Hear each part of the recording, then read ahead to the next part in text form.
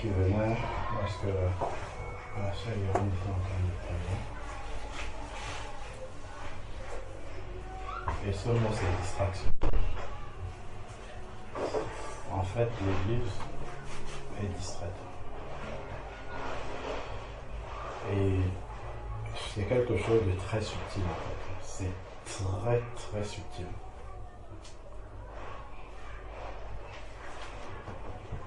En apparence, nous pouvons avoir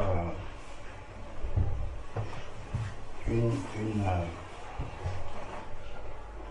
pourrais dire ça, une activité avec le Seigneur. On va prier, on va chanter, on va louer en collectif, même individuellement à la maison, on va prier ainsi de suite. Mais il y a quelque chose qui se passe de très précis. C'est ça que le Seigneur nous montrait pendant que la sœur était en train de prier. En fait, un enfant de Dieu va venir prier comme ça. Il prie devant son Père, il est concentré. Et après, quand il va se lever pour partir, il va repartir avec un cœur qui n'est pas chargé de ce qu'il a reçu. Il va repartir et il va agir comme s'il n'avait pas été dans la présence de Dieu. C'est très très subtil. Et ça, c'est lié en fait à la distraction. C'est-à-dire que je suis dans la présence de Dieu, mais cette présence-là n'a pas d'impact sur moi quand je sors de cette présence-là. Parce que ma pensée est occupée par beaucoup d'autres choses.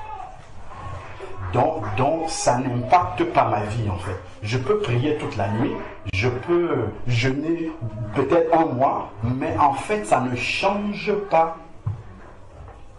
Quand je me place devant, par exemple, je ne sais pas, je vais au travail, je suis devant quelqu'un qui est en train de m'engueuler.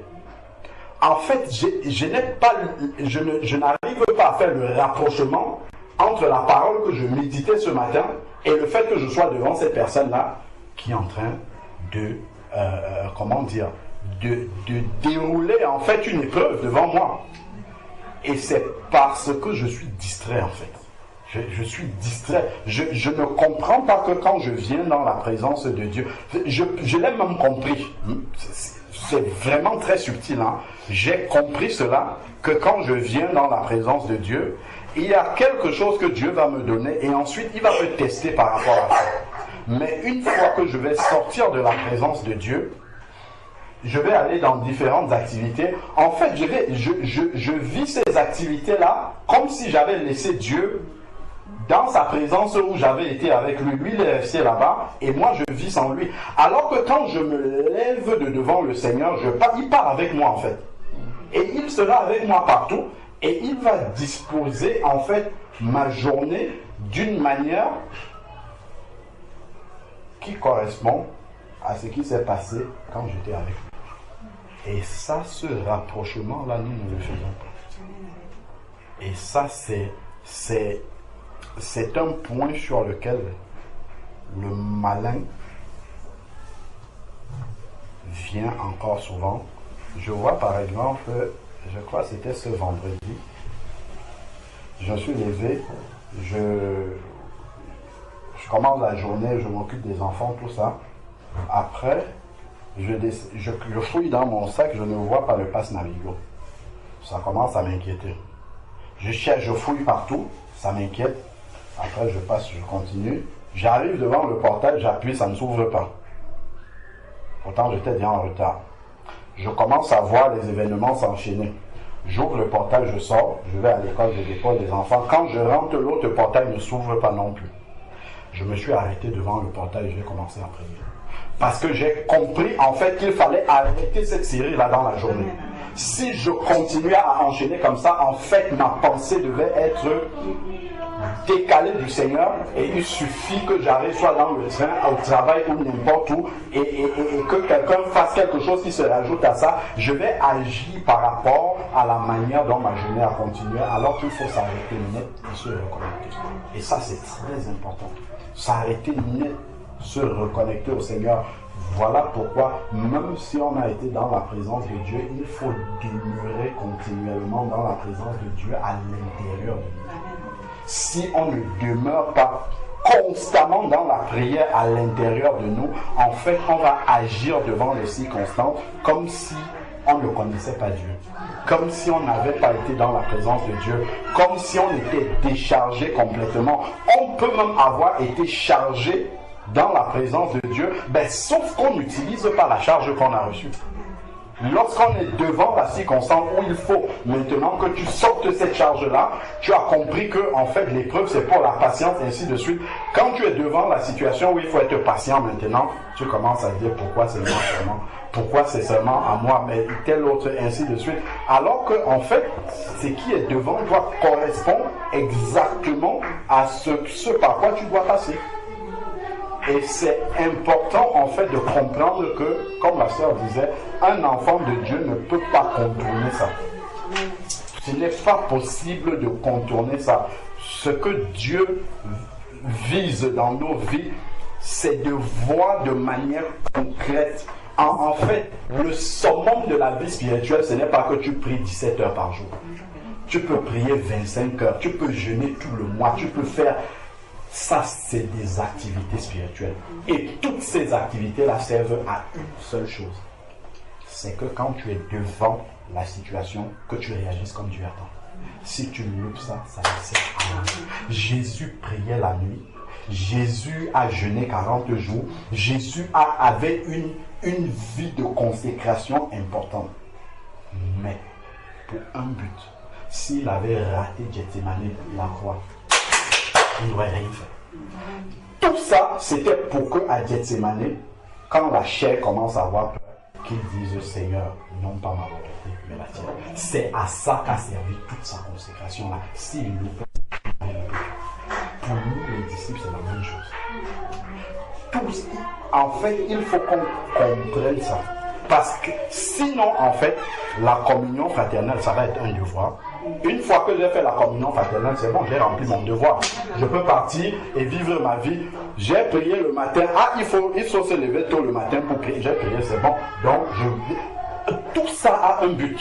C'est que lorsque je suis dans la situation, que l'on puisse voir que celui-ci est différent des autres. Ça, c'est quelqu'un qui a une vie intérieure avec le Seigneur, et l'autre qui agit comme ça, comme de manière insensée, en fait, il est vide. C'est ça le but. Si on rate ça, en fait, tout ce qu'on fait là, ça ne nous sert à rien du tout. On peut faire toutes les activités spirituelles qu'on veut, mais si devant les situations, une première situation se présente devant moi, je rate. On peut rater une épreuve. Si elle se représente devant moi, je la rate encore une deuxième fois, il y a un vrai problème.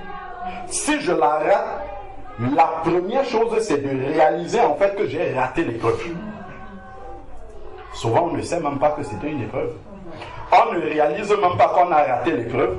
Donc, on ne peut même pas aller s'asseoir pour examiner l'épreuve et dire qu'est-ce que je n'avais pas révisé, pourquoi j'ai mal fait ça, ainsi de suite. Donc, la même épreuve revient. Je ne me rends toujours pas compte que c'est encore une épreuve et que je n'avais pas réussi la dernière fois. Et si ça revient, c'est parce que le Seigneur a vu que je n'avais pas réussi la dernière fois, alors que je suis censé avoir reçu déjà l'épreuve qui est là correspond à la classe dans laquelle je suis. L'épreuve là est dosée exactement pour ce que le Seigneur m'a déjà montré et il attend que je réagisse d'une certaine façon. Tant que je ne réalise pas ça, j'échoue, je serai toujours dans la même classe, devant la même épreuve. Je vais tourner, il va encore amener la même épreuve, elle sera toujours là devant moi. Et ainsi de suite. Parce que le Seigneur, de chacun de nous, la croissance spirituelle. La croissance spirituelle arrive de quelle manière? La croissance physique même déjà arrive de quelle manière chez les enfants? C'est par la nourriture que l'enfant reçoit. L'enfant reçoit une nourriture qui est adaptée à son âge. Commence avec le lait maternel ou bien le lait premier âge, comme on dit, deuxième âge. Deuxième âge parce que peut-être les pieds commencent à se former et puis il va commencer à avoir besoin de plus d'énergie dans ses pieds pour pouvoir ramper. Donc, il faut un lait adapté. Si vous continuez à lui donner le lait premier âge, il sera faible. La parole de Dieu. La parole de Dieu, le niveau de la parole de Dieu grandit davantage. Pourquoi? Pour qu'on soit nourri et fortifié davantage, parce que la qualité des épreuves qui vont arriver vont différer légèrement. Sachons une chose, c'est que quand Dieu permet l'épreuve comme ça, le diable aussi connaît notre niveau de croissance spirituelle et adapte sa ruse par rapport au niveau que nous avons. La ruse avec laquelle le malin vient dans la vie d'un jeune converti, ce n'est pas la même qu'il va ramener dans la vie du frère Georges. Ça ne sera pas la même chose. Ça sera très différent. Parce qu'il sait que s'il vient avec la ruse d'un jeune converti, tout de suite, frère Georges saura que ça vient du malin. Donc, il va adapter. Donc, sachant qu'il y a tout ça, en fait, qui est dans notre vie, et c'est comme cela que la vie spirituelle, en fait, marche. Le Seigneur attend. Quand nous regardons dans Éphésiens chapitre 4, il a donné les uns, verset 11 et suivant, il a donné les uns comme apôtres, comme prophètes, comme évangélistes, docteurs, pour le perfectionnement des saints en vue de l'œuvre du service, parce que les saints sont amenés à faire du service pour le Seigneur. Et pour faire du service pour le Seigneur, il faut que les saints soient perfectionnés, qu'ils soient préparés, parce qu'on ne fait pas le travail du Seigneur avec légèreté. Donc, en vue de l'œuvre du ministère, et après il va dire jusqu'à atteindre la stature parfaite de Christ. C'est quoi la stature parfaite de Christ? Ce n'est pas de dire que comme Christ avait jeûné 40 jours, moi aussi je sais jeûner 40 jours. C'est pas ça la stature parfaite de Christ. C'est que Christ soit formé en moi. Devant une situation, que j'ai le même discernement que Christ, que j'ai la même réaction que Christ, que j'ai la même patience que Christ, que j'ai le fruit qui était en Christ. C'est ça que Dieu attend en fait. C'est que utilise tous les engrais que tu veux. Si c'est le jeûne, si c'est la prière, si c'est la louange, tous les engrais que tu veux. Mais au final, ce que Dieu attend, c'est que le fruit soit fort. Parce que c'est le fruit qui vient voir. Si tu dis, bon, voilà, j'avais mis les engrais, j'avais mis ceci, mais au final, qu'est-ce qui est sorti? Quel type de fruit est sorti de là? C'est le type de fruit que Dieu vient voir. Si tu lui dis, ah, j'ai labouré pendant tout le mois, tous les jours, ainsi de suite, d'accord. Normalement, si tu fais ça, au final, tu dois avoir des fruits de bonne qualité. Si au final, il n'y a pas de fruits de bonne qualité, là, c'est un problème. Regardez par exemple, je ne sais pas moi, un arbre fruitier, n'importe lequel, il a besoin d'eau pour pouvoir vivre et assumer un certain nombre de mécanismes internes. Il a besoin parfois de soleil aussi. Certainement, il faut que l'hiver passe par là. Et ainsi de suite, de vent, il y a plusieurs choses. Si lorsque la pluie arrive, l'arbre dit, moi je ne reste pas sous la pluie, il ne faut pas qu'il pleuve sur moi. Si l'arbre avait la possibilité, l'arbre se retire. La pluie passe, il revient. Il n'aura pas d'eau. Il lui manque déjà quelque chose. Je ne sais pas s'il a besoin de soleil. Dès que le soleil sort, oh, c'est un peu trop. L'arbre se met encore en retrait. Le soleil passe, il ressort. Il lui manque déjà l'eau et la chaleur.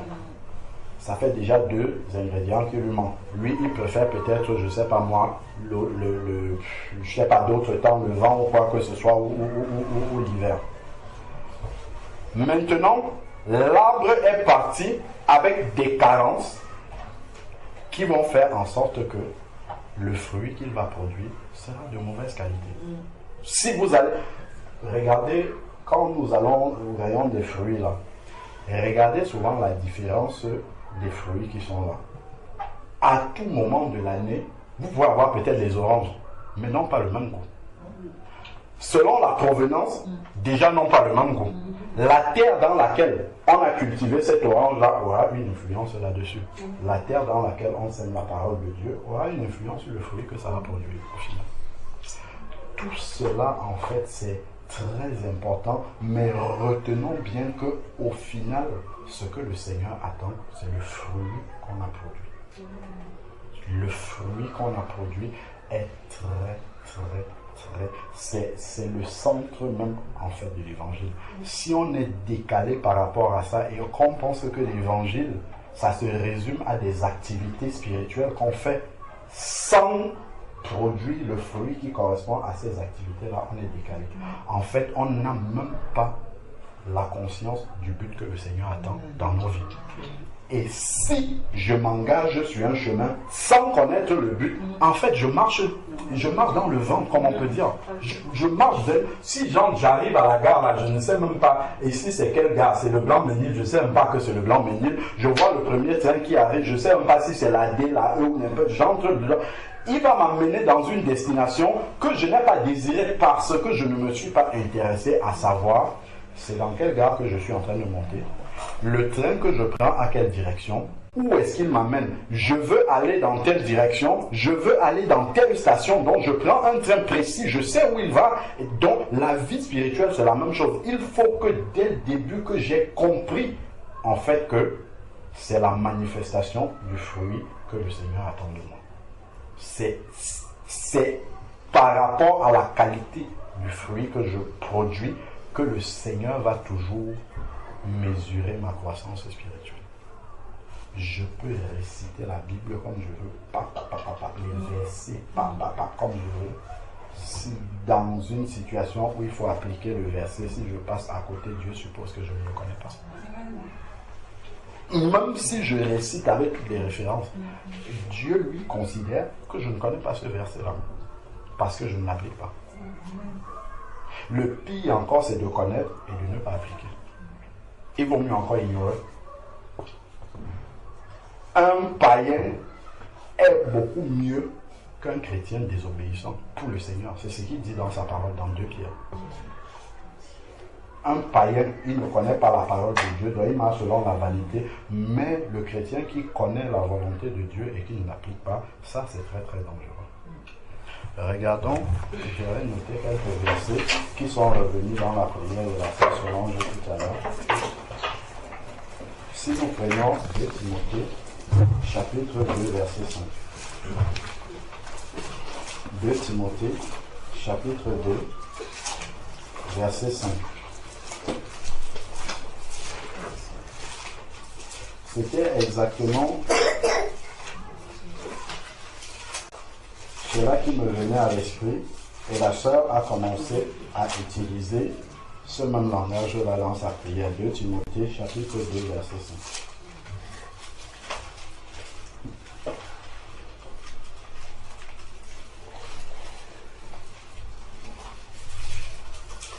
Je vais commencer à partir du verset 3. 2 Timothée, chapitre 2. Je vais commencer à partir du verset 3.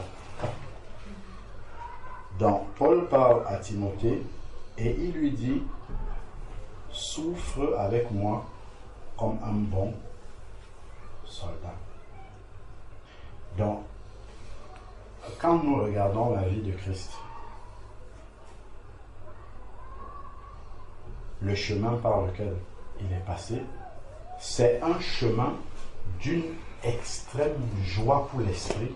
Pourquoi? Parce que l'esprit sait que il est en train de faire la volonté du Père, mais un chemin de souffrance pour la chair, d'extrême souffrance même pour la chair. Donc nous, en tant qu'enfants de Dieu, nous devons être armés à la pensée de souffrir pour l'évangile. Souffrir, c'est pas simplement les combats, je sors pour annoncer la parole de Dieu, on va me mettre en prison, ça c'est une autre souffrance. Mais je parle de souffrir pour faire la volonté de Dieu. De manière concrète, pratique de tous les jours. Je dis Seigneur, je vais faire ta volonté, même si ça m'attire de la souffrance. Même comme ça m'attire de la souffrance, je vais faire ta volonté. Absolument. C'est cette pensée-là. Je ne vais pas arrondir les angles parce que, justement, je vais dire non, un chrétien, il ne faut pas que ça aille jusqu'à ces niveaux de souffrance-là. La souffrance, pour faire, si tu veux faire la volonté de Dieu, tu vas souffrir. Si tu ne souffres pas, c'est que tu ne fais pas la volonté de Dieu. C'est sûr et certain.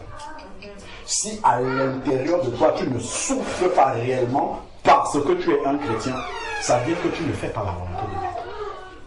si tu commences à essayer, je dis essayer, on ne fait même pas parfaitement, je dis essayer de vouloir faire la volonté de Dieu intérieurement, ça va t'attirer énormément de souffrance. Pourquoi? Parce que tout le monde autour de toi ne fait pas la volonté de Dieu. Nous sommes entourés de païens, nous sommes entourés de chrétiens aussi. Tout le monde ne comprend pas tout en même temps. Donc si tu veux faire cette volonté-là, en fait, étant donné que tout le monde ne comprend pas cette volonté de Dieu, en fait, ça va t'attirer de la souffrance. Parfois, ça va même t'attirer de la solitude. Parce que toi seul, tu comprends ce que tu es en train de faire avec le Seigneur. Mais il faut être décidé comme un soldat à faire la volonté de Dieu. Quel que soit le cas.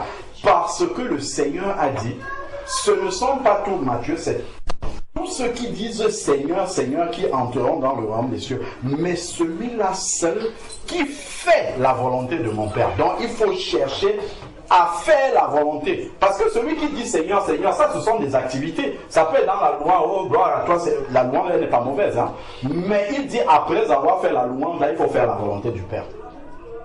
Il faut mettre en pratique maintenant la parole. Donc ici là il dit souffre comme un bon soldat. Donc un bon soldat doit souffrir. S'il manque la souffrance dans la vie d'un soldat, c'est qu'il n'est pas un bon soldat.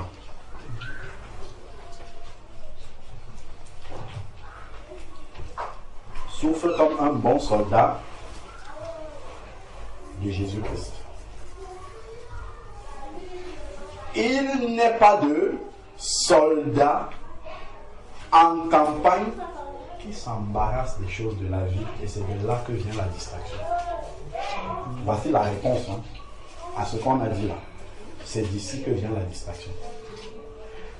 En fait, si tu veux être un soldat de Jésus-Christ, les choses de la vie, il faut avoir mis une croix dessus dans ton cœur. Tu vas les faire parce qu'il faut les faire, mais elles doivent être secondaires dans ta pensée, dans ton cœur. Si tu n'as pas fait ce choix-là, les choses de la vie vont toujours prendre le dessus sur le cœur que tu dois donner à Jésus-Christ. Et tu ne seras pas concentré. Pas du tout. Tu ne seras pas concentré.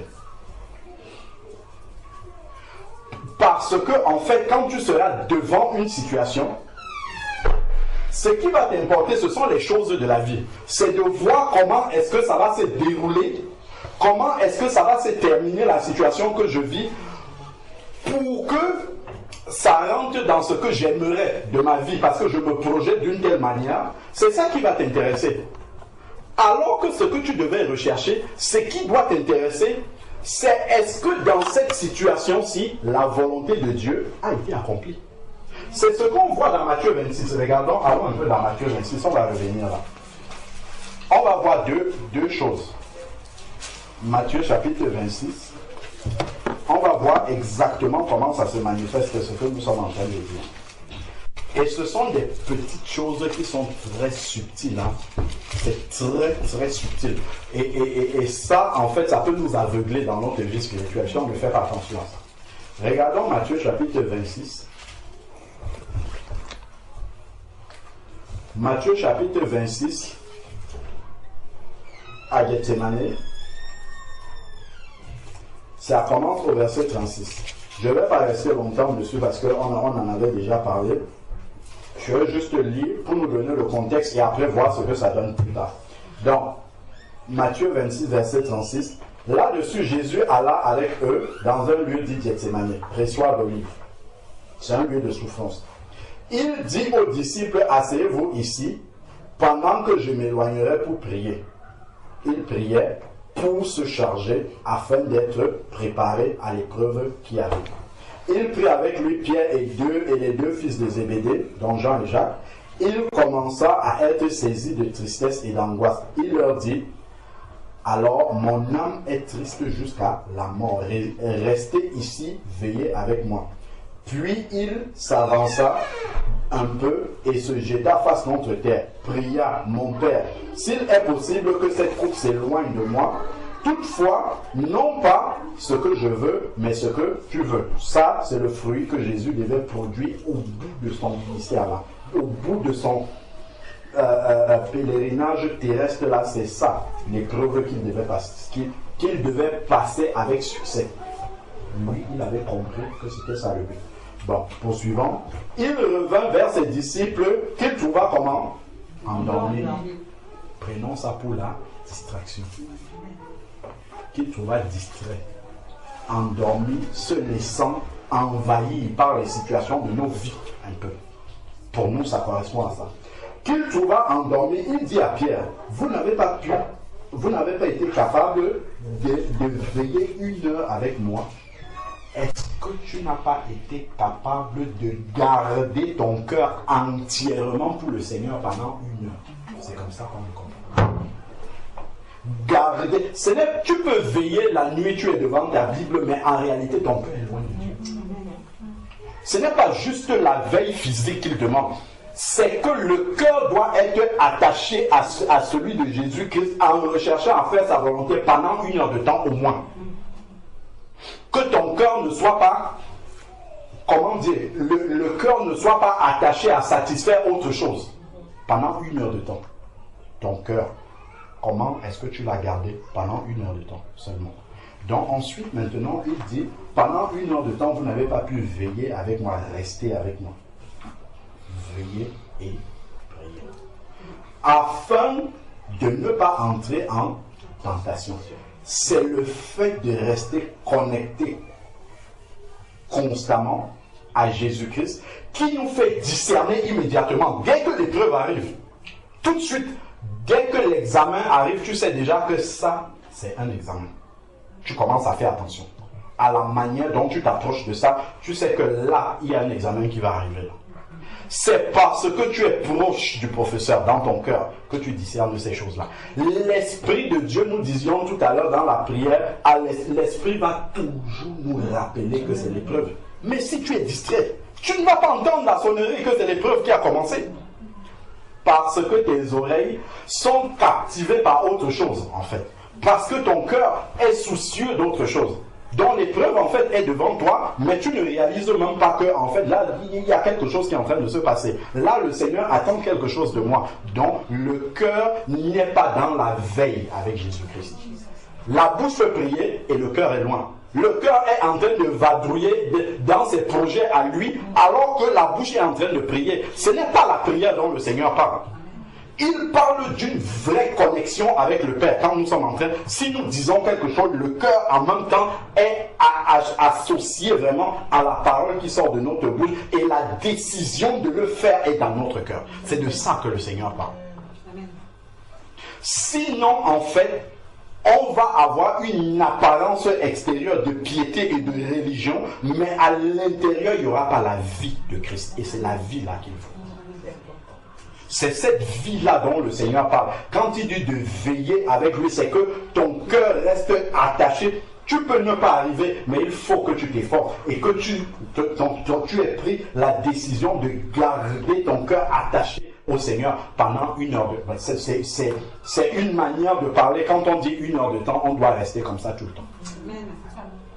Parce que quand l'épreuve arrive, en fait, on n'est pas, comment dire, ça peut nous surprendre. Donc, il vaut mieux déjà être dans un état de préparation. Donc, afin que vous n'entrez pas en tentation. Entrer en tentation dont il parle ici, là, c'est quoi? C'est que quand l'épreuve va arriver, tu ne vas pas discerner que là, il y a une épreuve et que Dieu attend la manière dont je dois me comporter. Donc quand l'épreuve là va arriver, comme tu n'as pas compris, ah c'est le diable, ah c'est ceci, donc en fait tu vas aller dans un autre sens. Parce que tu n'es pas prêt. Parce que donc tu vas réagir avec les armes qui ne correspondent pas aux armes que le Seigneur t'a données. Tu vas réagir avec les armes charnelles. Tu vas réagir avec, parce que comme le cœur était attaché aux choses de la vie, donc quand ça arrive vivre, tu vas mélanger ça comme les épreuves de la vie que tu as, les problèmes de la vie que tu as, donc tu cherches les solutions à gauche, à droite, au lieu de rester à genoux devant le Seigneur. Donc tu vas essayer de résoudre les épreuves du Seigneur avec tes solutions humaines que tu as l'habitude de faire parce que ton cœur est attaché à ça. Et tu vas passer à côté. C'est ce qui est arrivé à Pierre après. C'est exactement ça qui est arrivé à Pierre. Donc ici, pour que vous n'entriez pas en tentation, c'est la tentation de ne pas réagir comme le Seigneur. C'est la tentation de régner le Seigneur. C'est la tentation d'entrer dans le compromis. Parce qu'on n'est pas préparé coûte que coûte à faire la volonté de Dieu. Donc ensuite ici, il dit, l'esprit est bien disposé. Oui, je veux faire, c'est très bien. L'esprit est bien disposé, mais la chair est faible. Parce qu'on n'a pas décidé de soumettre la chair. Dès le début, on a laissé la chair, on a dit, la chair va me commander. Ensuite, maintenant, il s'éloigna une deuxième fois, pria ainsi, mon Père, s'il est possible que cette coupe s'éloigne de moi et que je ne la boive pas, que ta volonté soit faite. À chaque fois, on voit toujours la connexion de celui dont le cœur est vraiment synchrone avec le Seigneur. Il est attaché. La chair a peur de l'épreuve qui arrive, mais il sait que dans tous les cas, ce qui importe, c'est que ça soit la volonté de Dieu qui a été faite. L'épreuve peut être difficile. Seigneur, regarde telle situation. Regarde comment c'est en train de se passer. Je sens que je risque de ne pas arriver jusqu'au bout, de ne pas tenir jusqu'au bout. Mais toutefois, que ce que tu as prévu dans cette épreuve-là, que je ne manque pas ça, que je ne passe pas à côté. Peu importe la manière dont ça va me faire souffrir.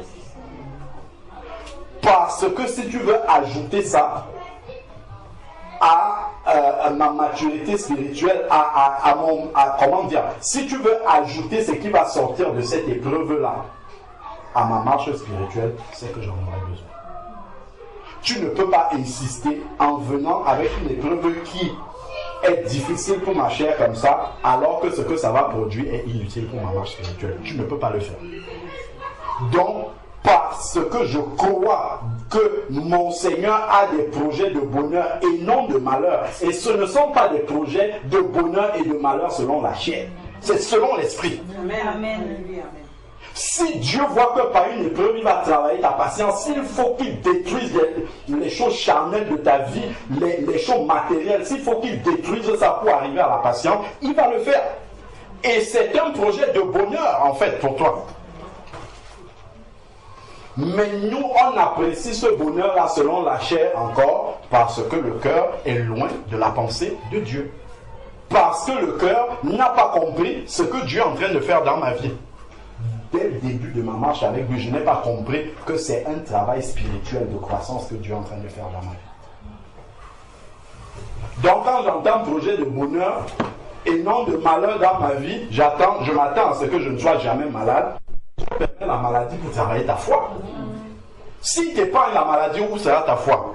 Il permet que tu entres dans la maladie pour travailler ta foi. Et ça fait partie du projet de bonheur. Et quand tu vas prier, tu vas mal prier. Tu vas dire, ah Seigneur, je lis dans ta parole que ce sont des projets de bonheur. Donc d'où vient alors la maladie? Parce que tu n'as pas compris que la maladie là vient accomplir une œuvre spirituelle dans ta vie. Et il faut que tu ne demeures, que tu sortes là par ta foi. Amen. C'est ça. Si tu commences à voir la maladie de cette manière-là, il n'y aura plus de problème. Tu as compris maintenant pourquoi Dieu a laissé ça arriver. Parce que c'est un projet de bonheur. Il disait à un des malades, là je crois c'est dans Jean 9, cette maladie-ci n'est pas pour la mort, mais elle est pour la gloire. Elle est pour la gloire de Dieu si elle accomplit la volonté de Dieu. Mais si tu commences à pleurer, oh, les médecins ont dit ceci, les médecins ont dit cela, qu'est-ce que Dieu lui a dit? C'est ça que je dois dire. Qu'est-ce que Dieu a dit? Par rapport à cette maladie-là, Dieu Seigneur, qu'est-ce que toi tu dis? Pour ma marche avec toi, je suis ton enfant. Qu'est-ce que tu attends dans cette situation? Ça fait partie du projet de bonheur. Ne mettons pas ça là dans le projet de malheur. Si on a examiné notre vie, on a vu qu'on n'est pas tombé, on n'est pas dans le péché, parce que le péché peut être la conséquence de la maladie aussi, en Corinthiens 11 le dit. Mais si on a vu qu'on n'est pas dans tout ça et que Dieu a permis, il y a un travail qu'il est en train de faire dans notre vie. Poursuivons ici maintenant. Ensuite, maintenant, nous sommes au verset 43 de Matthieu 26. Il revint et les trouva endormis. Donc le cœur est dans autre chose. On peut être physiquement éveillé, même en train de chanter et prier, mais le cœur est endormi spirituellement. Donc ne discerne pas les choses de Dieu. Le travail de Dieu en train de faire dans ma vie est en train de se faire dans ma vie, mais je ne comprends même pas qu'il y a un travail qui est en train de se faire. Je peux même dire parfois que Dieu m'a oublié. Parce que je vois des circonstances enchaînées dans ma vie, je ne comprends pas. Je dis Dieu m'a oublié, alors que c'est un travail qu'il est en train de faire et c'est moi qui ai oublié Dieu. C'est moi qui ai oublié que Dieu est en train de travailler dans ma vie. Je dis il m'a oublié alors que justement il se souvient tellement de moi qu'il a mis chacune des épreuves afin que je puisse les passer pour aller en classe supérieure. Il ne m'a pas abandonné dans la classe dans laquelle je suis, il veut que j'avance rapidement. Mais comme je suis distrait, comme mon cœur n'est pas attaché au travail que Dieu est en train de faire dans ma vie, je ne comprends même pas qu'il y a un travail qui est en train de se faire. Il faut que j'ai une lecture spirituelle. Parce qu'il n'y a pas de hasard. Quand on devient un enfant de Dieu, il y a vraiment un travail spirituel que Dieu fait dans nos vies. Verset 43, il revint et les trouva encore endormis car leurs yeux étaient appesantis. Bon, eux, ils sont dans la satisfaction de la chair, parce que la chair a demandé de se reposer. La chair peut nous demander plusieurs choses, alors qu'il y a un travail spirituel qui doit se faire. Nous laissons la chair prendre le dessus. C'est ce qui se passe avec les disciples. Maintenant, verset 45, puis il revint vers les disciples et leur dit, vous dormez maintenant et vous vous reposez, voici que l'heure est proche.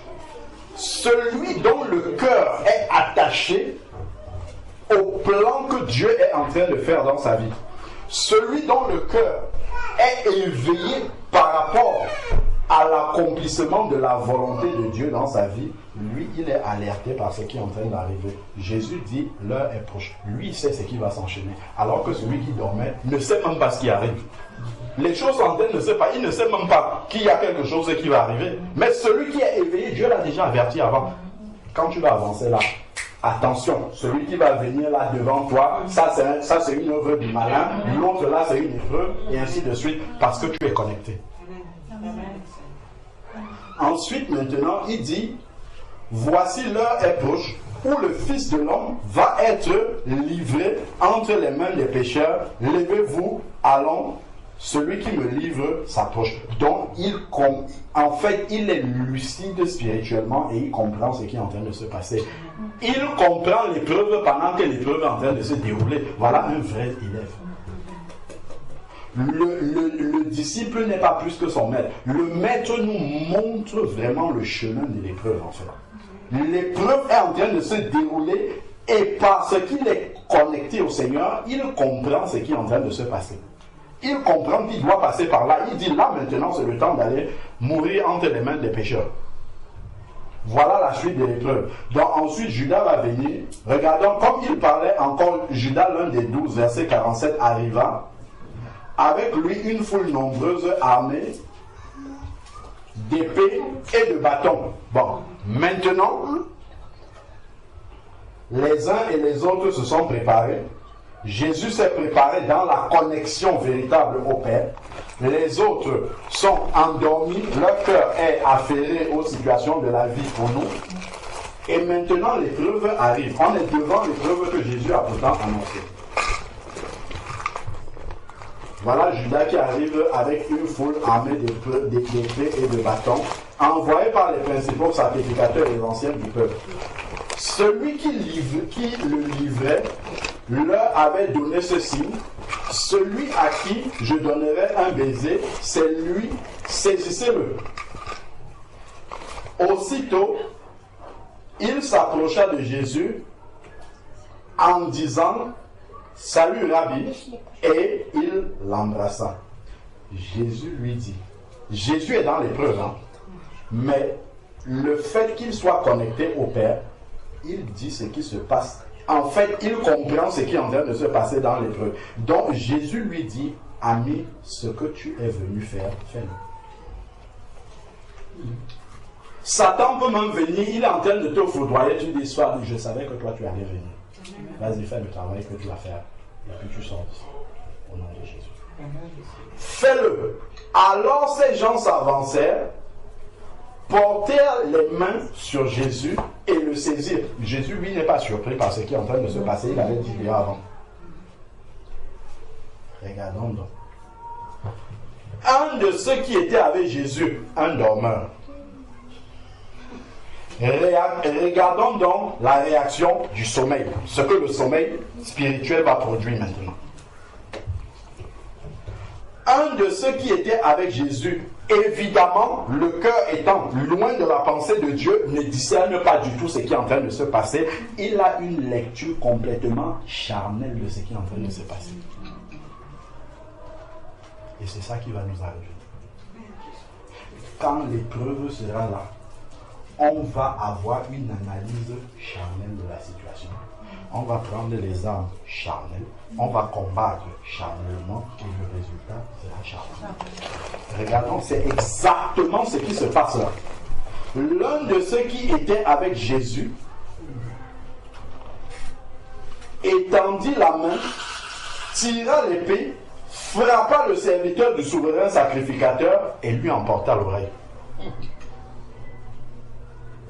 Voilà la réaction de la chair. Il n'a rien demandé à Jésus. Il n'a pas demandé à Jésus si c'est comme ça qu'on devait agir. Il sort du sommeil spirituel. Boum, il y a une situation là. Évidemment, il réagit selon l'état spirituel dans lequel il est. La réaction dans l'épreuve révèle l'état spirituel. Révèle si on est réellement connecté au Seigneur. Si on est dans la volonté de Dieu. Si on discerne même la volonté de Dieu dans cette situation-là. Donc lui il se lève, allez hop, on m'a agressé, j'agresse. On m'a giflé, je gifle. On m'a fait du mal, je rends. On m'a engueulé, j'engueule. Donc en fait, la chair pour la chair. On rend la chair pour la chair. Parce que, et c'est la même chose pour nous, si je prie, comme je disais au début là, du partage, si je prie, je sors de là en laissant tout ce que j'ai emmagasiné là, si je laisse ça dans la présence de Dieu et je pars comme ça, c'est comme ça que je vais réagir.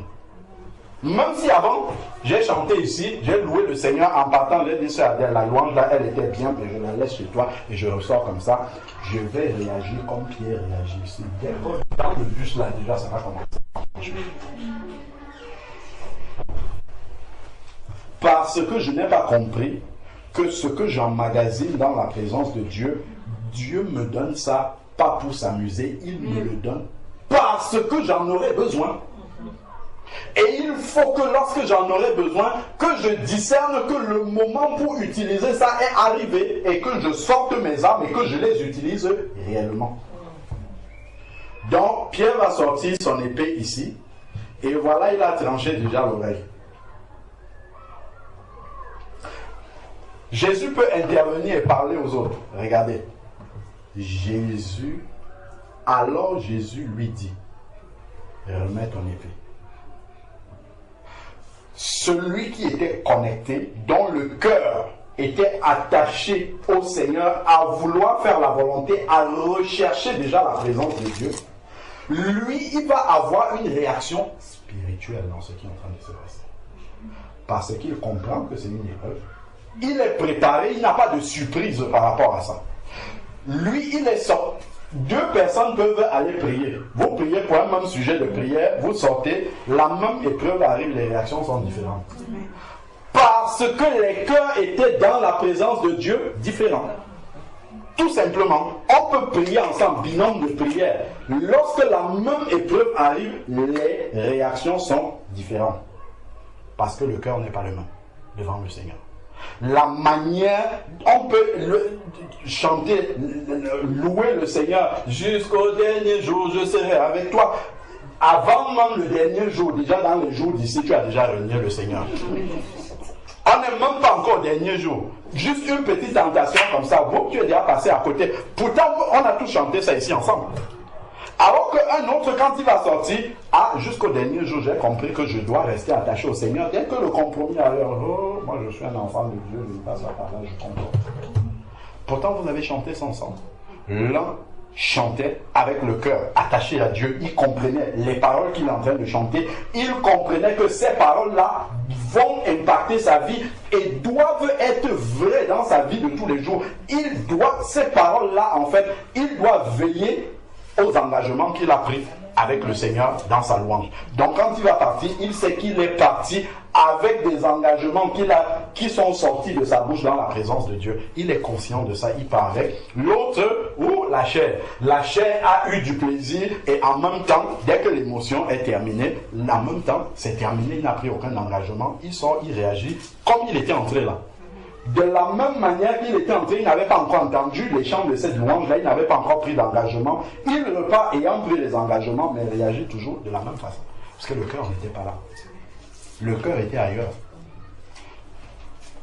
Donc, voilà ce que Pierre est en train de faire. Jésus lui dit, il remet ton épée à sa place.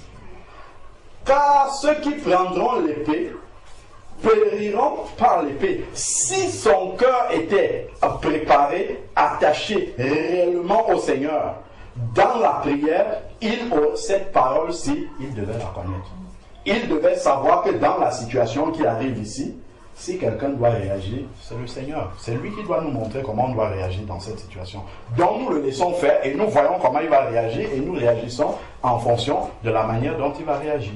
Le Seigneur n'a pas réagi, lui il a déjà dévancé le Seigneur et commencé à faire des trucs. Car tous ceux qui prendront l'épée périront par l'épée. Penses-tu que je ne peux pas invoquer mon Père qui me donnera à l'instant plus de 12 légions d'anges? Je suis dans telle épreuve. J'essaye de me défendre par moi-même comme si le Seigneur ne peut pas m'en délivrer. Si le Seigneur veut m'en délivrer, les 12 légions d'anges, si ce sont les anges qu'il faut, il les envoie immédiatement. Il n'y a aucune épreuve que le Seigneur ne peut pas résoudre instantanément. S'il ne l'a pas fait, c'est qu'il y a un but. Si le Seigneur n'a pas fait venir les 12 légions d'anges là à Gethsémane, c'est qu'il n'y en avait pas besoin là maintenant. Parce que ce n'était pas la volonté de Dieu. La volonté de Dieu n'était pas qu'il soit délivré par les anges dans cette situation. Parce qu'il devait aller jusqu'au bout de cette épreuve-là. Cette épreuve-là n'avait pas encore accompli complètement la volonté de Dieu. Pour Jésus, sauver l'humanité. Il était donc prêt à aller jusqu'au bout de l'épreuve en renonçant à la puissance qu'il avait de faire venir les anges. Souvent, nous sommes devant une épreuve. Nous avons la solution qui est là. Comme le frère disait qu'il est entré à Château-Rouge, une famille lui dit, voilà, j'ai la solution pour faire venir les enfants. Tu peux dire, mais pourquoi je vais me casser? Gloire à Dieu, mamie m'a ouvert une porte. Alors que c'est l'ennemi qui trouve un boulevard comme ça, il dit, passe ici. Vas-y. Mais parce que ton cœur est soumis à Dieu et que c'est la volonté de Dieu que tu recherches, quand tu vois la porte là, tu dis, arrière de moi, Satan, je vais continuer dans la souffrance. Parce que c'est dans cette souffrance-là que la volonté de Dieu va s'accomplir. Si tu n'as pas le discernement, si dès le début tu n'as pas décidé dans ton cœur d'aller jusqu'au bout avec le Seigneur, tu vas couper les raccourcis. Tu vas prendre les raccourcis comme ça. Sauf qu'en prenant les raccourcis, devant il y a une épreuve qui t'attend. Il faut que la taille de la croix soit comme ça. Ta croix sera diminuée comme ça. Tu ne pourras pas traverser. Et ça sera la plus importante des épreuves. Donc, Jésus n'a pas fait venir les 12 légions, donc, quoi qu'il en avait la possibilité. Donc, il n'a pas pris un compromis. Il n'a pas renoncé, il n'a pas pris un autre chemin que ce que le Père avait déjà décidé. Comment donc, voici là où nous devions arriver, le cœur qui est réellement attaché au Seigneur, celui qui était dans la prière, qui est sorti de la prière avec un cœur attaché à Dieu et il est reparti avec ce cœur toujours attaché à Dieu. Il dit comment nous sommes dans une situation charnelle, complètement charnelle. Il y a des gens qui viennent avec des bâtons, ainsi de suite, pour arrêter Jésus. La réaction humaine charnelle, c'est quoi? Je me défends. J'essaye absolument de m'en sortir. Nous traversons ces situations-là tous les jours de notre vie. Où je suis dans une situation, je peux m'en sortir par la chair. Je peux gueuler, on va me faire justice. Je peux faire ceci, on va me faire justice, ainsi de suite. Qu'est-ce qui intéresse le cœur qui est soumis réellement à Dieu? Comment donc s'accompliront les Écritures? Voilà ce qui intéresse Jésus dans l'épreuve. Si maintenant je sors rapidement de cette épreuve par ce raccourci-là, comment la volonté de Dieu pour ma vie spirituelle va s'accomplir? C'est ça qui intéresse le cœur qui est réellement soumis à la volonté de Dieu. Il ne court pas rapidement pour sortir de l'épreuve. Il avait dit, quand il priait à Gethsemane, Seigneur, s'il est possible que cette coupe s'éloigne, mais toutefois ta volonté, pas la mienne. Donc il dit comment s'accompliront les Écritures. Donc lui, ce qui l'intéresse, c'est que sa vie produise la volonté de Dieu. Qu'il soit délivré selon la chair de l'épreuve ou pas, ce n'est pas ça qui importe pour lui, c'est que la volonté de Dieu soit accomplie dans cette épreuve-là. Comment s'accompliront les Écritures d'après lesquelles il doit en être ainsi? Dieu a dit qu'il nous envoie des épreuves pour nous former. Il nous envoie dans le désert afin que nous puissions être remplis de l'esprit. Quand il commence à faire ça, je commence encore à murmurer. Pourquoi je murmure? Comment va s'accomplir ce qui est écrit dans ma vie? Comment Dieu va-t-il me remplir de l'esprit s'il m'épargne le désert? Comment va-t-il m'amener à la maturité spirituelle s'il m'épargne les épreuves? Ça veut dire qu'il ne m'aime pas. Parce qu'il n'y a pas un autre moyen d'arriver à cette maturité spirituelle si les épreuves me sont épargnées. Si les examens me sont épargnés, je ne pourrai jamais, même mon témoignage ne sera pas puissant du tout. Il sera théorique. Je vais dire, c'est écrit comme ça dans la Bible. Ah, je connais un Chinois qui a vécu ça. Oui, un Chinois a vécu ça en Chine, et toi alors? Donc Dieu est en Chine seulement, il n'est pas avec toi aussi. Oui, d'accord, le Chinois a vécu, mais toi, tu as vécu quoi? Si tu vas parler, un païen te dit, et toi alors, ton expérience du Dieu dont tu parles, c'est lequel? Qu'est-ce que tu vas dire? Tu vas parler du témoignage des autres, toujours t'appuyer sur le témoignage. Non, Dieu veut que toi-même tu aies un témoignage personnel. Quand la Samaritaine est partie, elle a dit, ce n'est pas que j'ai vu une femme là-bas qui a rencontré le Messie. J'ai rencontré un homme qui m'a dit tout ce que j'ai fait. Amen. Elle a une expérience personnelle avec lui. C'est l'expérience de l'épreuve personnelle qui va justement, comment dire, muscler spirituellement et rendre puissant ton témoignage. Et c'est pour ça que Dieu ne peut pas, par amour pour nous épargner les examens, les épreuves, ainsi de suite. Donc, en ce moment, Jésus dit à la foule, bon, c'est après avoir ramené celui qui est charnel là, qui sort du sommeil, après l'avoir éclairé, parce que là, il révèle en fait l'état spirituel de toi. C'est après à ce moment-là qu'il parle à la foule qui arrive. Donc, il ne s'inquiète même pas de ce qui va lui arriver par rapport à la foule. C'est d'abord par rapport à l'état spirituel de celui qui était avec lui tous les jours. C'est ça qui l'inquiète d'abord en premier. Hein. Il n'a pas parlé à toute la foule qui était là avec les bâtons. Il ne leur a pas parlé.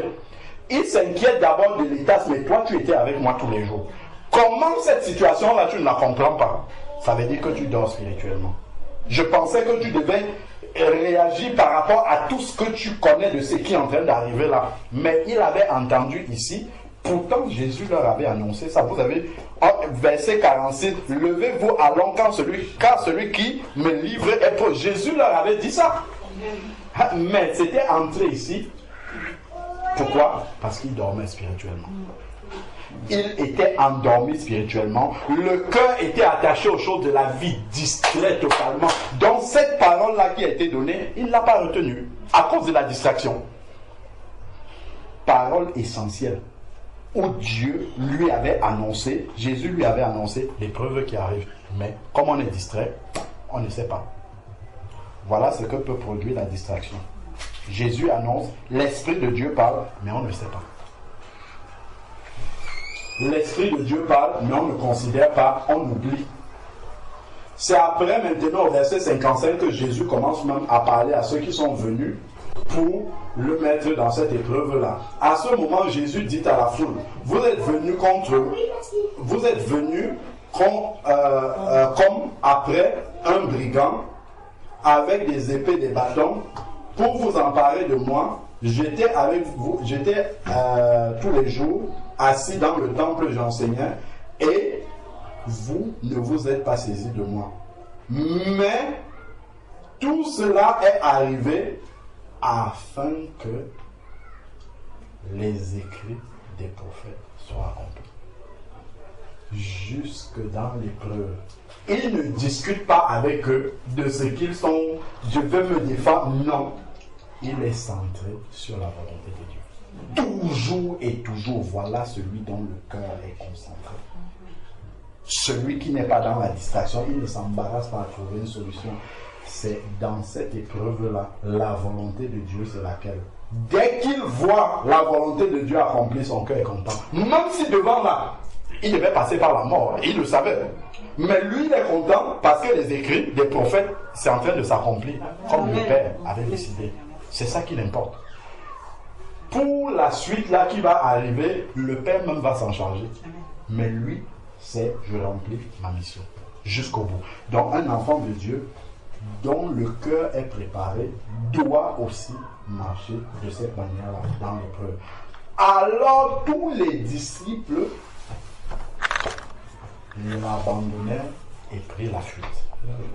Voici le résultat de la distraction et du sommeil spirituel. Revenons derrière un peu. Retournons dans le texte, nous allons voir quelque chose. Revenons au verset 30.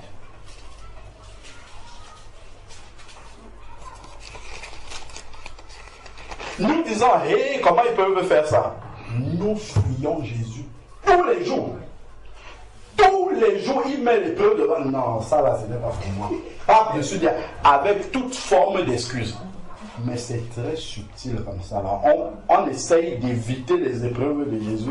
Sauf que quand tu fais comme ça, devant, c'est encore là. Devant, c'est encore là. Tant que tu n'as pas passé, tu penses en fait que tu ne peux pas éviter comme ça avec le maître. Ça sera toujours devant toi.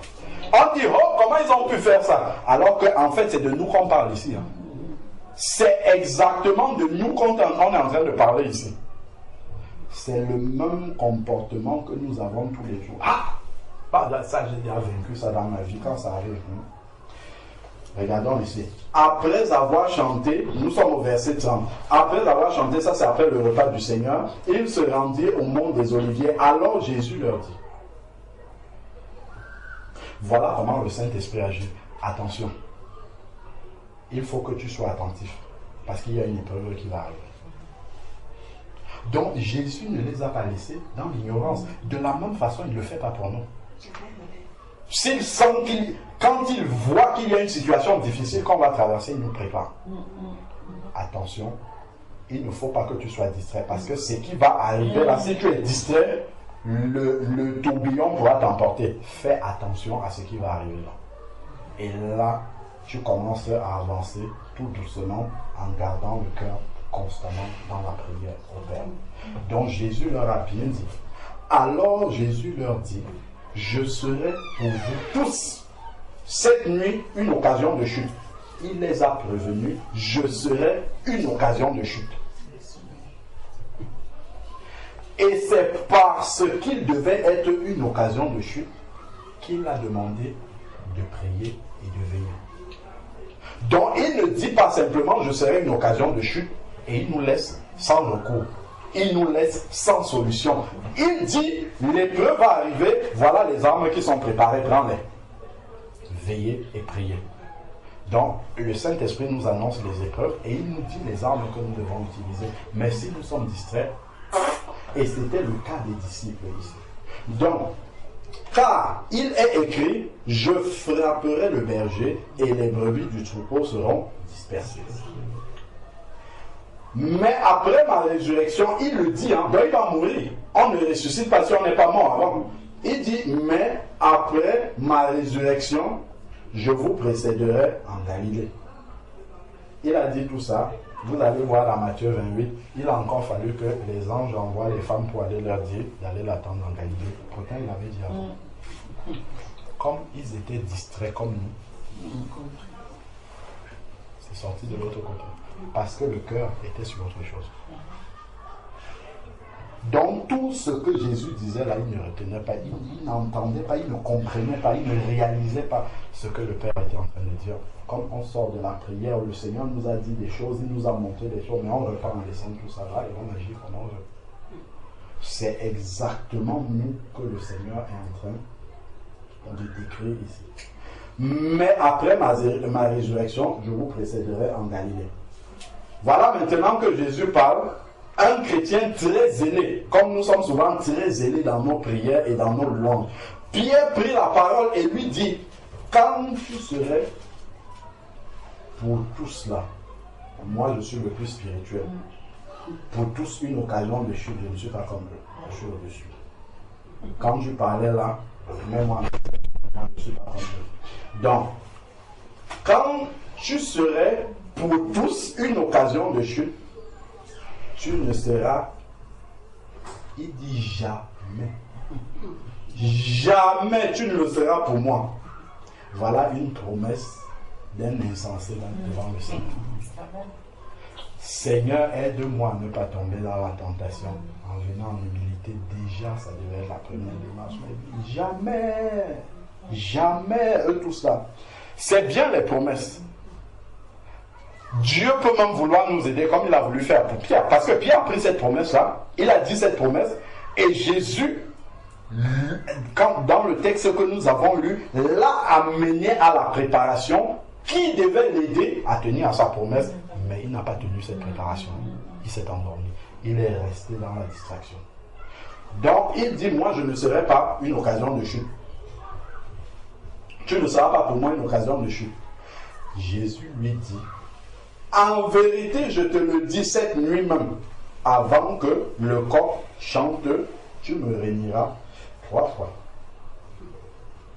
Pierre lui répondit, quand il me faudrait mourir avec toi, je ne te réunirai point. Ce n'est pas une affaire de confession. Sachant qu'avec le Seigneur, ce n'est pas le fait de beaucoup parler dans la présence de Dieu. Parlons, c'est bien. Mais après, quand nous sortons là, il faut le faire. Ne pensons pas qu'ayant parlé là, en sortant, il n'y a rien qui va se passer. En sortant, les gars qui sont venus là à Gethsemane vont venir aussi pour nous. Ils vont venir avec les bâtons et les épées. Et maintenant, le Seigneur va dire, bon, la promesse que tu disais là, c'est où? Vas-y maintenant. Et qu'est-ce que tu vas dire à ce moment-là? Tu vas sortir l'épée, allez, tu vas commencer à couper les oreilles, alors que ce n'est pas ça que le Seigneur attend de toi. Donc Pierre a déjà dit non. Jésus il dit non, moi non, pas peut-être les autres, mais pas moi. Et tous les disciples disent de même. Donc ils ont même été influencés, ils s'étaient tués d'abord avant. Quand ils voient Pierre zélé là, allez, non, nous tous là, personne. Personne ne va t'abandonner. Nous avons vu la suite du verset dans le dernier qu'on a lu là, le 56. Alors tous les disciples l'abandonnaient et prirent la fuite. Alors que voici leur déclaration ici. Et tous les disciples disent de même, donc, nous on ne va pas te régner. Quand il dit de même, qu'est-ce que Pierre dit? Quand il me faudrait mourir avec toi, je ne te régnerai point. Tous les disciples ont dit la même chose. Mais devant l'épreuve, qu'est-ce qu'ils ont fait? Ils ont pris la fuite. C'est la même chose pour nous. Devant l'épreuve également, nous changeons d'itinéraire. Pourquoi? Entre le moment où ils ont fait cette déclaration-là et ce qui se passe au moment où on vient arrêter Jésus, il y a eu l'épreuve de la prière et c'est là qu'ils ont échoué. Il y a eu l'épreuve de la connexion permanente à Dieu, ils ont raté ça. Donc ce n'est pas que la confession verbale qui est quelque chose, c'est que le cœur doit rester attaché au Seigneur. Le cœur doit rester soumis au Seigneur. Revenons, nous étions dans 2 Timothée 5 en fait à la base. On a juste fait une parenthèse pour montrer comment la préparation, la connexion du cœur avec le Seigneur importe devant l'épreuve. Si on n'a pas cette connexion-là, si on a laissé le Seigneur derrière très loin, on va réagir d'après la chair. Donc, nous étions en fait ici dans 2 Timothée chapitre 2 verset 4. On a dit que le bon soldat, il n'est pas de soldat qui s'embarrasse des affaires de la vie. Donc si déjà les affaires de la vie de tous les jours ont une ascendance dans mon cœur par rapport à la volonté de Dieu, ça, je peux être sûr et certain que devant les épreuves, je vais toujours trébucher. La volonté de Dieu. Faire la volonté de Dieu. Ensuite, il dit, s'il veut plaire, parce que on peut être un soldat qui ne voulons pas, qui ne nous intéressons pas à plaire à celui qui nous a enrôlés. Et ça, c'est le genre de soldat que nous sommes. Nous nous plaisons à nous-mêmes. Nous plaisons aux frères et aux sœurs. Mais nous ne recherchons pas à plaire à celui qui nous a enrôlés. Nous ne recherchons pas à ce que le cœur de Dieu soit réjoui par la manière dont nous réagissons dans chacune des épreuves dans lesquelles il permet que nous passions.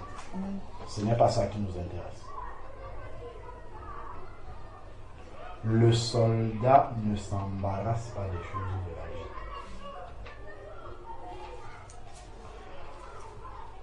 Donc, regardons la manière dont nous mettons en avant le bien-être du résultat qu'une situation de la vie peut nous apporter, l'intérêt, comment dire, l'entrain qu'il y a dans notre cœur par rapport à ce que les choses de la vie nous apportent. Au lieu de s'intéresser à rechercher à plaire au Seigneur. Que le Seigneur, quand il voit la manière dont Maman Thècle est passée dans cette épreuve, il dit bon, vraiment, je vois que par rapport à la dernière fois, elle est consciente. Elle a pris conscience. Elle n'a pas balayé à la légère le fait qu'elle a échoué la dernière fois. Elle a pris des enseignements du fait que la dernière fois, elle n'a pas réussi. Et elle s'est dit que non, la prochaine fois, il faut absolument que je réussisse à cette épreuve parce que Dieu m'a tout donné pour réussir dans cette épreuve. Il ne me manque rien pour réussir dans cette épreuve. Donc ce n'est pas normal que je ne réussisse pas. Là, Dieu commence à nous prendre au sérieux. Il commence à nous prendre comme un véritable soldat qu'on peut envoyer, ensuite diriger même des troupes parce qu'il est sérieux dans le rôle que le maître lui a donné. Ensuite, maintenant, et l'athlète, ça c'est dans la prière de la sœur Solange tout à l'heure, l'athlète n'est pas couronné s'il n'a pas combattu selon les règles. Avant d'arriver aux règles, je commence d'abord par le mot athlète. Un athlète, c'est quelqu'un, il a une discipline sportive et généralement, chaque athlète veut être le meilleur dans sa discipline. C'est une évidence. Sinon, on n'est pas athlète. L'athlète, par exemple, qui prépare une compétition, les Jeux Olympiques, par exemple. S'il est sérieux qu'il veut remporter la médaille d'or, peu importe qui il va partir pour s'entraîner. Si c'est le froid avec la neige qui tombe, il sort pour s'entraîner. Si c'est la pluie, il sort pour s'entraîner. Si c'est le soleil, il sort pour... S'il est dans son planning, il doit s'entraîner, je ne sais pas moi, 5 fois par jour. Il sort, peu importe le temps qu'il fait, qu'il fasse nuit ou jour, il sort, il s'entraîne. Parce qu'il est centré sur l'épreuve qui doit arriver et dans laquelle il doit être le meilleur. Parce que pendant, s'il regarde l'hiver comme ça, il dit non, aujourd'hui je vais froid, je n'y vais pas. La pensée seulement, mes concurrents que je vais affronter là-bas sont en train de s'entraîner, il va sortir, il va mettre vite ses effets, il va sortir. Il ne regarde pas le temps qu'il faut. L'engagement d'un enfant de Dieu, nous ne regardons pas les circonstances. Ah, quand je vois l'épreuve, j'essaye de trouver, ah, il y a ça, c'est à cause de ceci, il n'y a pas d'à cause de, il n'y a pas d'alibi. Il faut aller au front, affronter l'épreuve et réussir parce que c'est ce que Dieu attend de nous. C'est tout. Si on est à murmurer, à pleurnicher, ainsi de suite, ça ne correspond pas à l'attitude d'un enfant de Dieu. Donc, l'athlète, en fait, s'entraîne quelles que soient les conditions.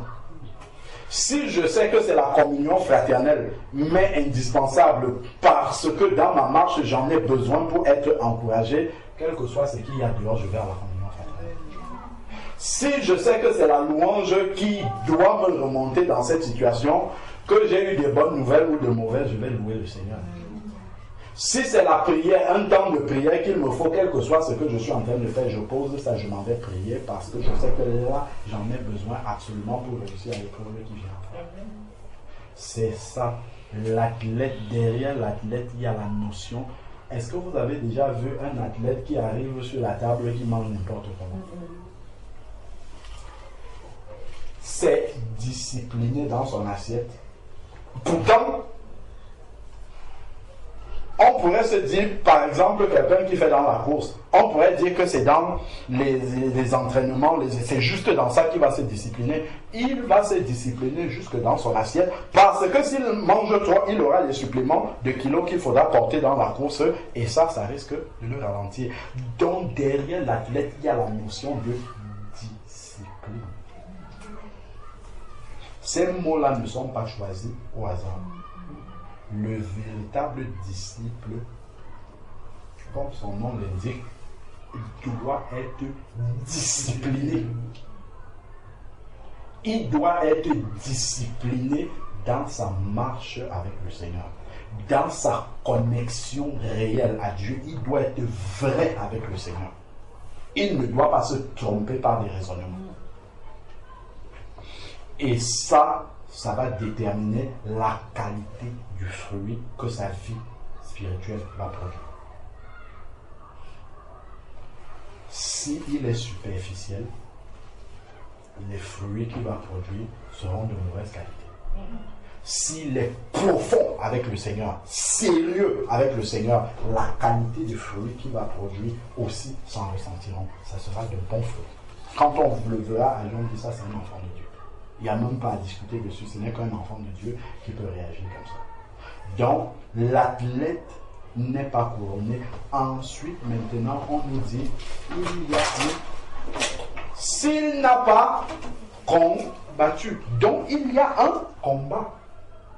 Le premier adversaire, Satan, lui, il est vaincu, hein, n'oublions pas ça. Le premier adversaire, c'est toi. C'est la chair qui est en toi, c'est le premier adversaire. Le diable va venir après.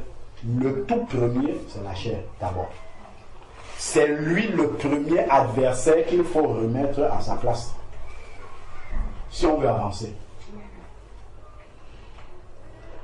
Donc, il y a un combat, parce qu'on parle de combattre ici, là. Moi, je veux vaincre sans avoir combattu. Je veux vaincre sans adversaire. Pas du tout.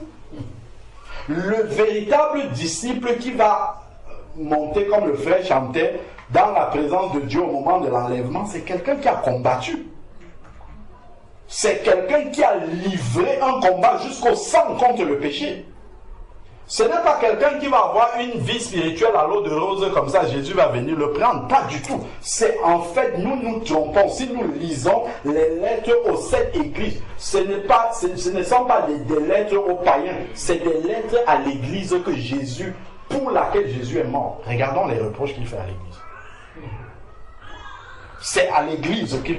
Il y a certaines églises, quand tu lis la lettre que Jésus, tu dis, si je pouvais même être comme cette église-là, à qui il fait tant de reproches, quand je regarde seulement leur qualité, j'en suis loin. Donc si Jésus devait me reprocher, je ne sais même pas. Je ne sais pas combien devait être longue la liste des reproches que Jésus devait me faire. Si Jésus a pris la peine d'écrire pour cette église-là, c'est qu'il recherche réellement la perfection. Il ne cherche pas autre chose. Il aurait pu laisser cette... Quand on regarde les éloges qu'il fait aux églises, on pourrait dire non, mais c'est bon. Il peut s'en contenter. Regardez l'église d'Éphèse. Il n'y a presque aucun reproche à l'église d'Éphèse. Un seul reproche. Tu as abandonné ton premier amour, c'est tout. Tout le reste parfait. On voit que le Seigneur met le doigt sur la moindre petite tache. Il met le voilage. Donc ne nous attendons pas à ce que pour nous, il sera injuste. Il a été avec les églises d'Asie là, il leur a envoyé un message, en fait qui est pour nous. Il leur a envoyé un message comme ça, mais pour nous à la fin de temps, vous êtes des enfants joyeux, vous allez passer comme ça, c'est bon. Vous allez aller au ciel, la trompette va sonner, vous allez tous monter. Non, pas du tout. Du tout. On ne pourra pas monter si on n'a pas combattu selon les règles. Et les règles là sont les mêmes, quelles que soient les époques de la Bible, des églises depuis la Pentecôte jusqu'à aujourd'hui.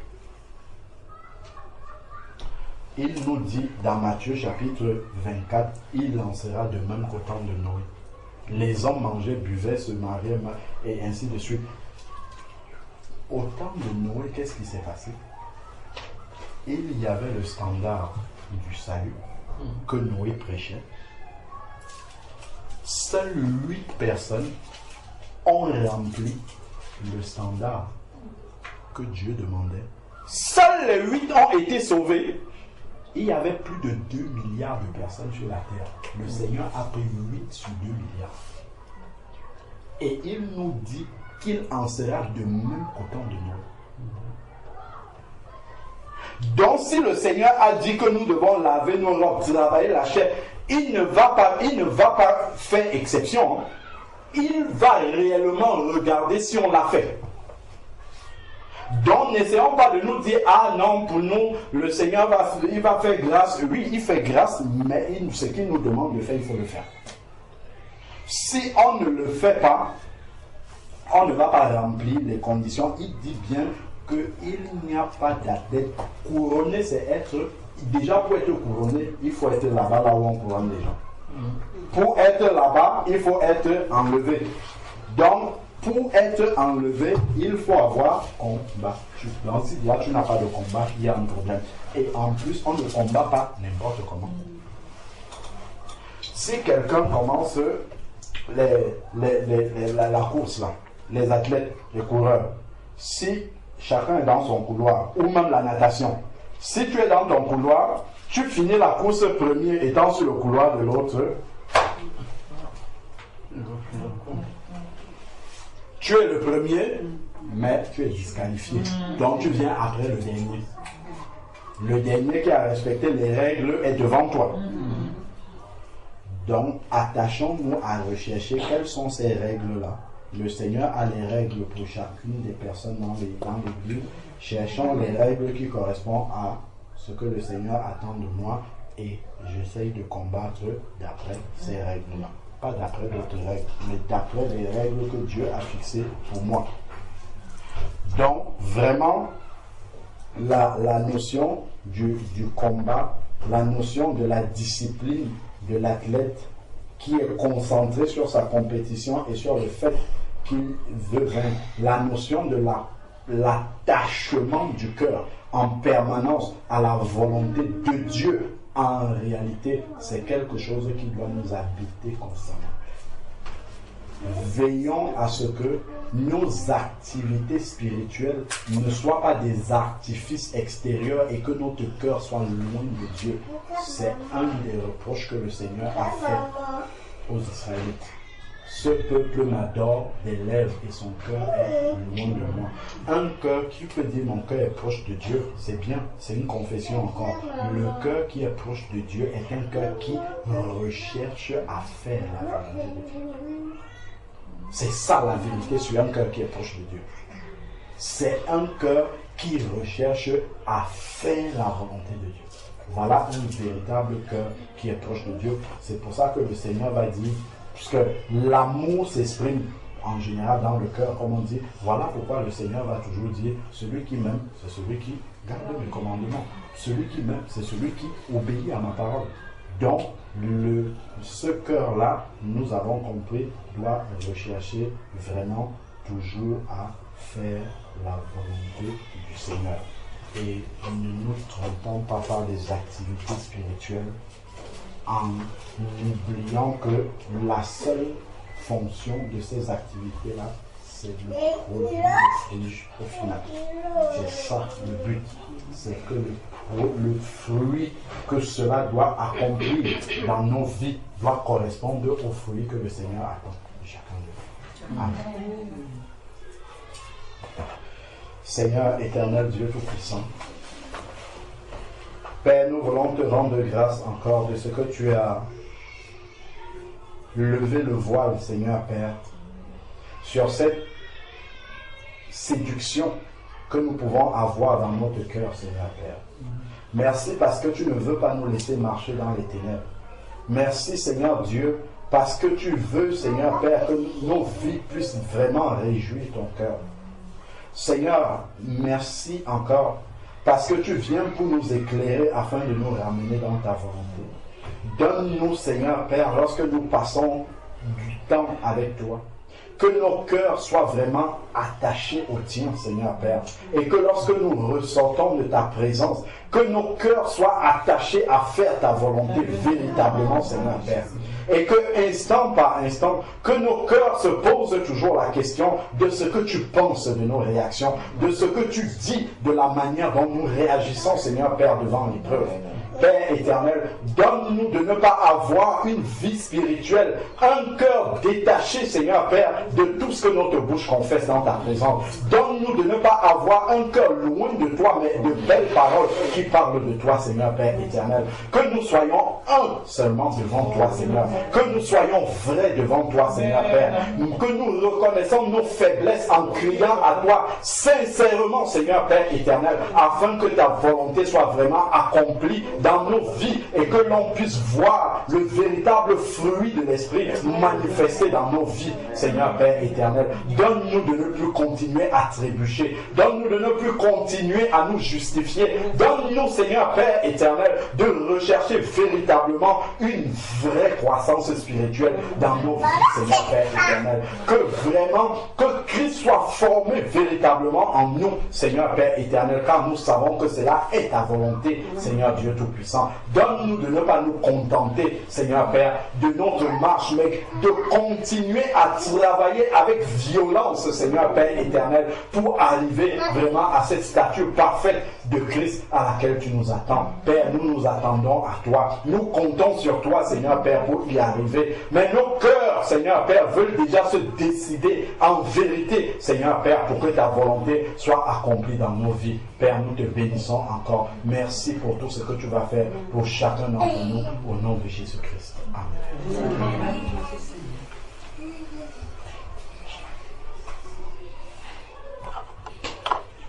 Ta parole, c'est été annoncé, Papa. Toi qui connais notre état spirituel, toi qui connais notre marche, toi devant qui nous ne pourrons nous cacher, Seigneur. Viens et enlève tout ce qui n'est pas de toi de nos vies, Seigneur. À notre cœur, Père éternel, d'être caché, enraciné en toi, Seigneur, dans ta parole, Père éternel, de sorte que les vagues et les flots de la Seigneur ne nous troublent point, mais que nous ayons le regard constamment tourné vers toi, Seigneur Jésus. Amen. Toi qui es le Maître, Seigneur, toi qui es le berger, toi qui es notre Dieu, Père éternel. Père, viens et conduis-nous encore, Seigneur, si nous nous sommes éloignés de ta voix, de ta pensée, de ta parole, Père. Viens rétablir toute vérité dans nos vies, Seigneur, et que ce qui est caché, Seigneur, soit révélé au nom de Jésus. Amen. Que l'honneur et la gloire, Père, te soient rendus, d'éternité en éternité. Au nom de ton Fils Jésus, Père, nous t'avons prié. Amen. Amen. Amen.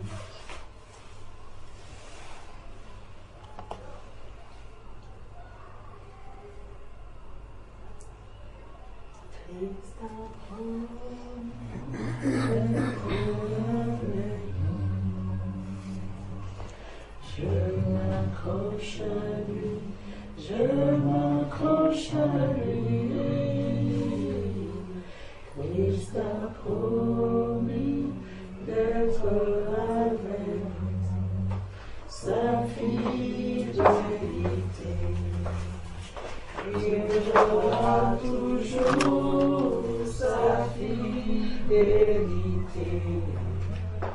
durera toujours son amour, durera toujours son amour, durera toujours sa parole, durera toujours sa parole, durera toujours. Christ a promis d'être avec nous. Je m'accroche à lui, je m'accroche à lui. Christ a promis d'être avec nous. Sa fidélité durera toujours, sa fidélité durera toujours. Oh mon âme bénit le Seigneur, et mon esprit magnifie son nom, car la mort n'a pas pu le retenir, même dans le tombeau. Jésus est Seigneur, même dans le tombeau. Jésus est Seigneur.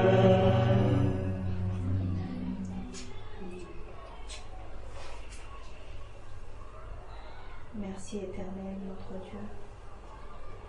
Merci Seigneur pour ces graines que tu viens encore de planter dans nos vies. Merci Seigneur parce que c'est toi seul qui es capable de nous labourer afin que ce que tu plantes Seigneur puisse produire des fruits dans nos vies. Amen.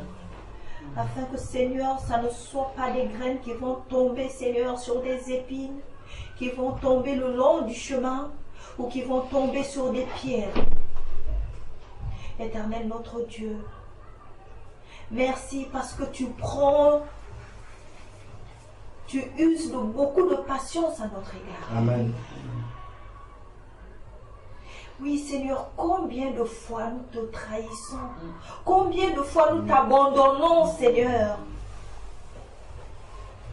Lorsque nous lisons ta parole, parfois ça nous fait rire en nous disant, si j'avais été là, j'aurais réagi autrement. Alors que tous les jours, nous te trahissons. Tous les jours, nous prenons la porte d'escampette dès que l'épreuve arrive. Merci Seigneur. Merci parce que tu viens encore de nous parler. Pour nous rendre, Seigneur, sensibles tous les jours. Parce que nous, on estime que les épreuves, c'est quelque chose de grandiose que nous allons voir. Alors que parfois, c'est des petites choses de rien du tout. Amen. Et tu nous dis que si nous ne sommes pas fidèles dans les petites choses, nous ne pourrons pas l'être dans les grandes choses. Seigneur, fais-nous grandir. Sincèrement, fais-nous grandir. Et Seigneur, renouvelle autant que tu pourras, Seigneur, les épreuves que nous avons ratées, jusqu'à ce que nous puissions comprendre. Ô Saint-Esprit, continue, Seigneur, de nous parler. Continue, Seigneur, ne te lasse pas, Seigneur. Dieu de miséricorde. Tu es le Dieu rempli de miséricorde. Tu es riche en bonté, tu es lent à la colère. Et merci Seigneur Jésus, parce que c'est toi qui intercèdes en permanence pour nous. Parce que c'est toi qui dis toujours au Père, attends encore, rajoutons un petit peu de terre, un petit peu de fumier. L'année prochaine, mon enfant donnera du fruit. Oh Seigneur, merci. Merci pour cette grâce. Continue encore, Seigneur, d'user de patience à notre égard. Continue, Seigneur, de nous arroser. Continue, Seigneur, de rajouter de la terre. Assurément, Seigneur, avec ton aide, assurément avec ton Esprit Saint en nous, nous donnerons du fruit pour la seule gloire de ton nom. Merci éternel, au nom de ton Fils. Amen. Amen.